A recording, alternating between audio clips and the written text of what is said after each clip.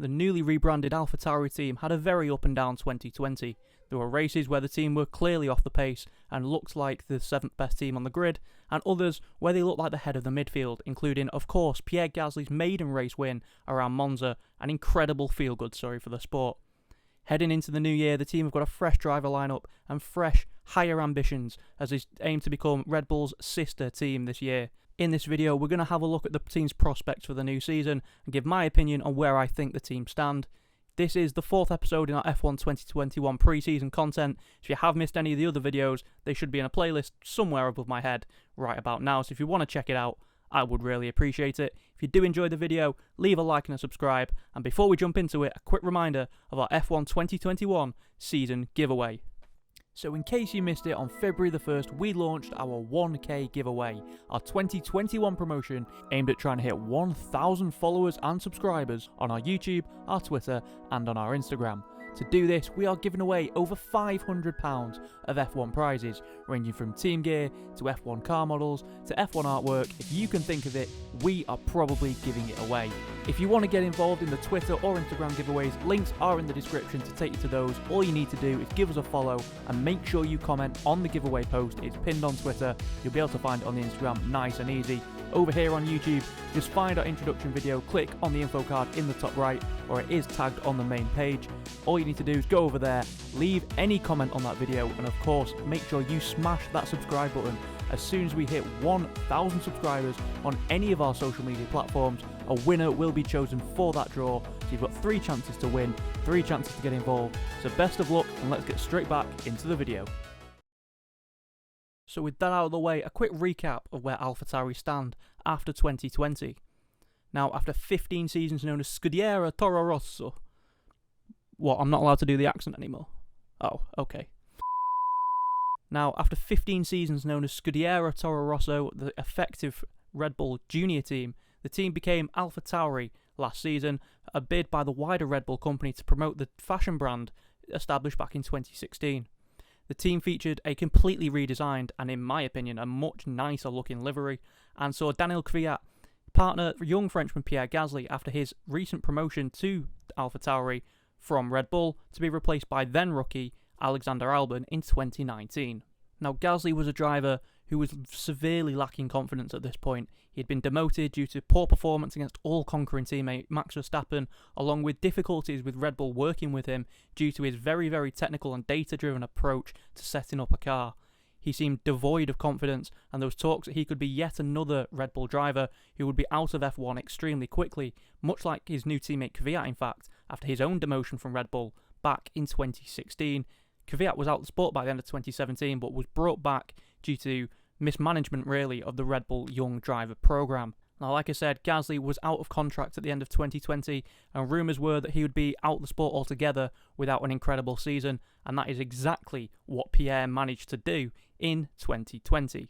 He put together an incredible string of results, often being one of the fastest guys in the midfield, and like we mentioned, taking an incredible, heartwarming race win at Monza to show that the guy who had impressed so heavily in his rookie season in 2018 was back for good. His season was in fact so good that there was talks that he could be re-promoted to Red Bull at the end of last year.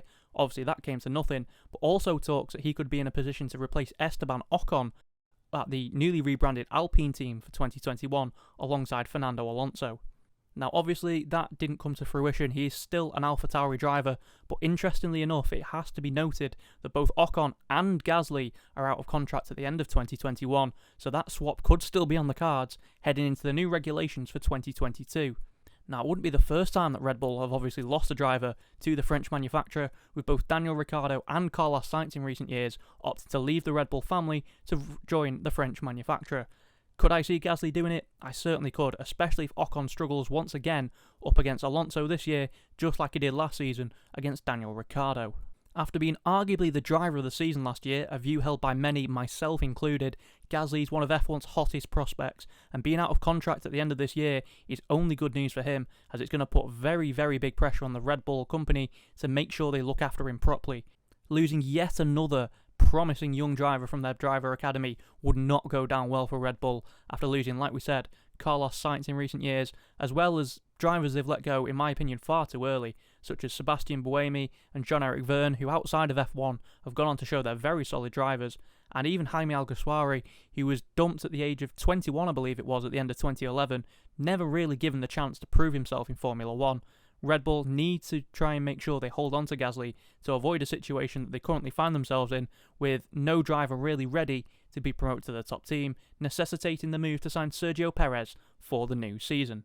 Alongside Gasly, we have the young Japanese hotshot Yuki Tsunoda, the first Japanese driver in Formula 1 since 2014 when Kamui Kobayashi made appearances for Caterham.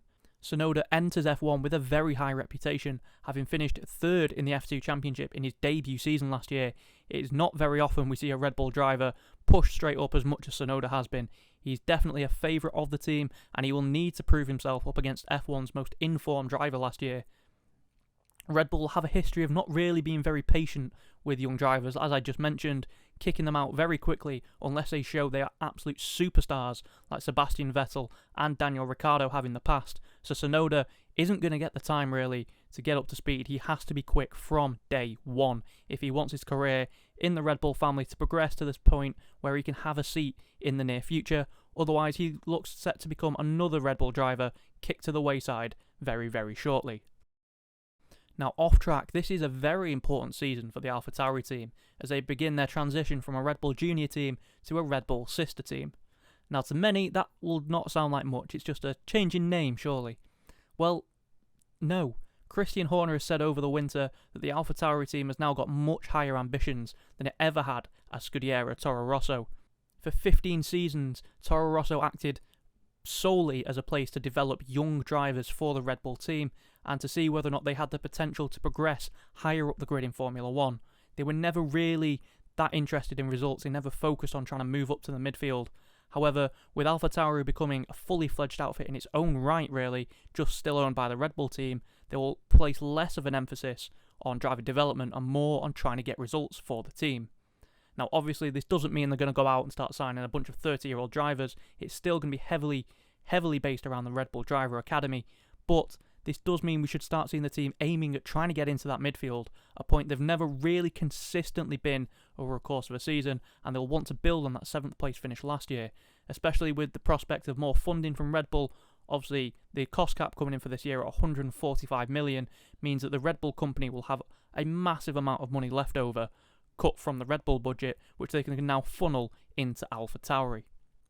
Another key thing you might have missed over the winter is the news that Red Bull and AlphaTauri will now be sharing a wind tunnel from 2021 onwards. Now obviously there is no data sharing in F1, we saw that last year with the penalty for Racing Point for the brake ducts that were too similar to the 2019 Mercedes, so there will be no technical knowledge shared, but being able to use a Red Bull tunnel will allow AlphaTauri to start using more up-to-date technology. Now most teams in Formula 1, when they're doing wind tunnel stuff, use models at about 60% scale to that of a real Formula 1 car to try and get the most accurate data possible. However, AlphaTauri, as they now are, for years have been the only team still using 50% scale models. Now that doesn't sound like a big difference, but it means all the data they've been gathering has been slightly less accurate compared to that of every team on the grid, which to my mind is quite impressive considering the results they've been able to achieve using vastly outdated technology. But now having access to this technology from Red Bull, a new wind tunnel, a much better wind tunnel clearly, looking at the Red Bull car, and more accurate data means that AlphaTauri should be able to start taking step forwards in the next couple of seasons as they aim, like I said, to move up the midfield. The team will be hoping that this increased technology, along with Pierre Gasly's continued brilliance and a young hotshot in Tsunoda, who is very highly rated, if he can get off the mark very quickly, the team should be much more capable of fighting in the midfield. Unlike last season where they were pretty much relying on the brilliance of Gasly, Kvyat, he had a couple of races where he really showed promise, especially at Imola for example, but having two drivers up there consistently will definitely allow them to be much more of a force in the midfield battle this season, which is exactly what the team aim to achieve. So AlphaTauri appear to be a team with growing potential, one of F1's youngest and best drivers in Pierre, one of the best young shots in Yuki Tsunoda, and a lot more money, a lot more investment, and much better infrastructure to go with loftier targets, the team appear to be one on the ascendancy. I think this year it might be a difficult task for them to try and fight the established midfield just because of the gap from where they were last season up to the likes of Ferrari, the newly rebranded Alpine team, and McLaren and Racing Point, Aston Martin as they're now known, as I pull a Crofty there. But I don't see them being able to fight them this season. They should be closer to my mind, but 2022 is definitely going to be the year I think AlphaTauri take that step forward and start to fight in the midfield. However, what do you guys think? Let me know in the comments below. What do you think of AlphaTauri's prospects? Do you think Tsunoda is going to live up to the billing? And are the team going to be able to keep Pierre Gasly once his contract expires at the end of this season? It's definitely going to be one of the bigger stories to keep an eye on as the season progresses. If you have enjoyed the video, like I said, do leave me a like, 'cause it really does help out the channel. If you are new around here and you've enjoyed it, smash that subscribe button. Like I said before, we are trying to hit 1,000 subscribers by the end of 2021, and if you can help me out with that, you can enter our prize draw to win over £500 of F1 prizes. However, that is it for today. I hope you have enjoyed the video, and I hope you will join us in 3 days' time as we take a look at Ferrari, one of the big previews for this season for a team who vastly underperformed in 2020. Like I said, I hope you'll join me for that, but like I said, that is it for today. I've been xSmithyx. I hope you've enjoyed the video, and we'll see you in the next one.